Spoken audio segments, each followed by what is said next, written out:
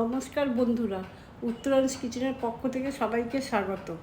আজকে আমি বাড়ির জন্য ব্রেকফাস্টে তৈরি করব এগ পরোটা। এই রেসিপিটা বাড়িতে আমি মাঝে মাঝেই করি, না আটা মাখা না বেলার ঝামেলা ছাড়াই ঘরেতে থাকা অল্প উপকরণে ঝটপট তৈরি হয় এই ব্রেকফাস্ট। এবার আসি রেসিপিটা কী করে তৈরি করব তোমাদের আমি দেখাচ্ছি।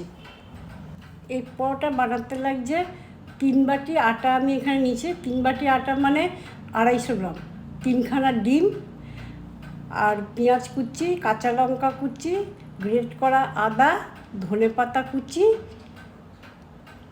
1 কাপ দুধ। যদি একটু কম হয় তাহলে তারপরে একটু জলও মিশিয়ে নিতে পারেন, অসুবিধা নেই কোনো। সামান্য একটু স্বাদ মতো নুন আর 2 চামচ চিনি, চাইলে তোমরা স্কিপ করতে পারো। এবারে আমি 3খানা ডিম ভেঙে সামান্য একটু নুন দিয়ে ভালো করে ফেটিয়ে নেব। এবার আমি আটার মধ্যে সব উপকরণগুলো এক এক করে দিয়ে দিচ্ছি।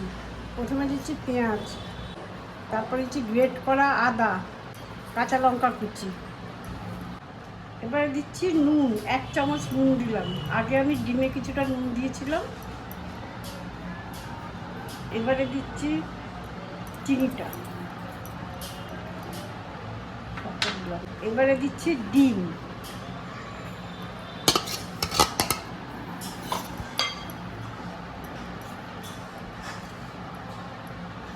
এবারে দিচ্ছি 1 কাপ দুধ,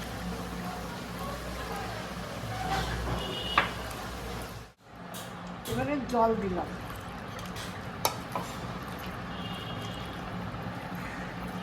এবারে ধনে পাতা দিচ্ছি এর মধ্যে।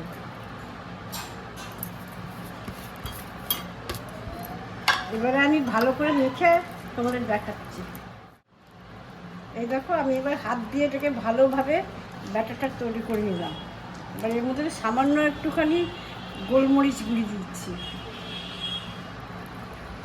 আবার ভালো করে মেখে নিচ্ছি।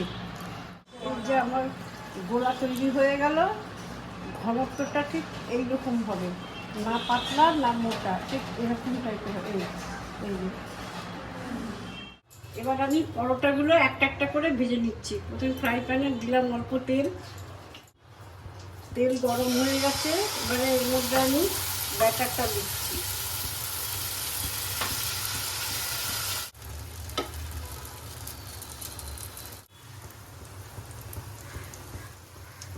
এবার আমি এটা উল্টিয়ে দিচ্ছি।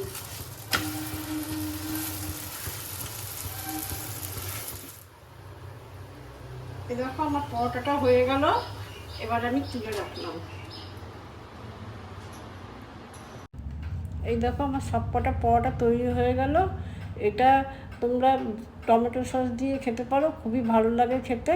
এই পরোটাগুলো দেখতে যেমন সুন্দর হয়েছে, গোল পাতলা মতো, খেতেও ঠিক ততটাই ভালো। আর কেমন লাগলো তোমরা আমাকে কমেন্টস করে জানাবে, আর একটা লাইক শেয়ার করবে, আর চ্যানেলটাকে অবশ্যই সাবস্ক্রাইব করো।